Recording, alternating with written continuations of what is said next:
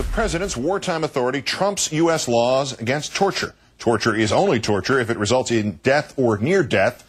Our third story in the countdown, a new paper trail documenting the Bush administration's impetus to torture and just who provided it and just which Kiefer Sutherland character helped inspire it. I'm not kidding. Under a judge's order, the Pentagon has released a hitherto classified torture memo penned in March 2003, written by the same Justice Department lawyer, John Yoo, who had drafted a less explicit torture memo in 2002, which until today we thought was pretty damn bad. In the 2003 opinion, he appears to argue that when it comes to interrogating and detaining and even torturing so-called enemy combatants, executive authority is absolute. Quote, "We do not believe that Congress enacted general criminal provisions such as the prohibitions against assault, maiming, interstate stalking, and torture pursuant to any express authority that would allow it to infringe on the president's constitutional control over the operation of the armed forces in wartime." As to what that torture is, in accordance with its definition in various U.S. laws as severe pain, the memo concludes that, quote, "To constitute torture, severe pain must rise to a similarly high level, the level that would ordinarily be associated with a physical condition or injury sufficiently serious that it would result in death, organ failure, or serious impairment of body functions." And as far as what might not cause death, organ failure, or serious impairment, Vanity Fair magazine reporting that in September 2002, when officials at Guantanamo Bay were debating which interrogation techniques to use, one man, quote, "gave people lots of ideas." Jack Bauer of the fictional series 24. It was in its second season on Fox television.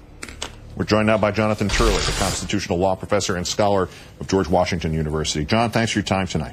Thank you, Keith. Let's start with this U memo, the torture memo. It was written for the Pentagon the month the U.S. invaded Iraq, a year after the kind of torture that the memo authorizes comes to light in Iraq.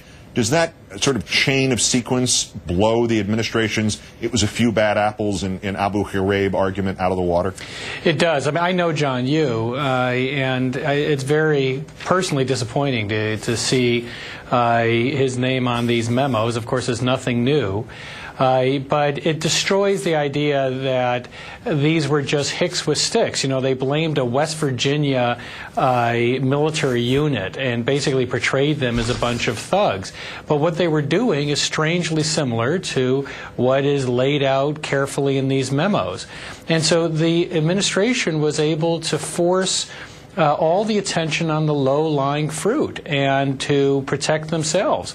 And that took a lot of effort, and it took a lot of lawyers. And I think that in the end of this terrible legacy, I think many lawyers will be ashamed of the role that we played, even those of us who opposed it. The fact that lawyers facilitated these acts is a very, very dark chapter for the American bar. Yeah, it reads parallel to the entire layout of the plot of the movie Judgment at Nuremberg, how you twist a legal system to just provide excuses for a government. And to that point, this memo has a bunch of rationales in it, as you suggested, not just to protect the president, but the individual interrogators from future prosecution. It argues that you could hurt a prisoner and you could perhaps deem it as self-defense against al-Qaeda.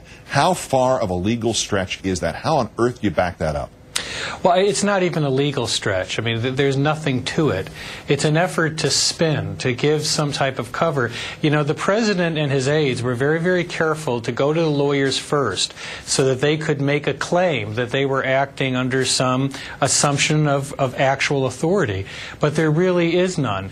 And part of the problem, I think, for all of us who have JDs is that, you know, most of us believe we have a sacred duty at some point to stand with the law and against those who would break it. And while everyone keeps on pointing to when these memos were written, our job is to be dispassionate. It's not to go with the passions of the moment. And when you read this memo, it tries so hard to give the president what he wants, and that is the right to do anything that he wants. And it also tries to pick it, as you suggest, and leave it for posterity as something that went up the chain rather than down. And yet in the Vanity Fair thing, there's a story about September 2002. There were 3 visitors to Gitmo: Cheney's counsel, David Addington; Rumsfeld's counsel, Jim Haynes; Alberto Gonzales, who at that point was still Bush's counsel. They discussed the interrogation techniques, then they watched them being employed, and one of the attorneys in Gitmo, Diane Beaver, said they left this clear message to do, here's the quote, "whatever needed to be done, that was a green light from the top." That's it. It's a green light from the very top. Right. You know, it really is amazing because, you know, Congress, including the Democrats, have avoided any type of investigation into torture because they do not want to deal with the fact that the president ordered war crimes. But evidence keeps on coming out. The only thing we don't have is a group picture with a detainee attached to electrical wires. I mean, every time we see more evidence, we have more and more high-ranking people at the scene of this crime.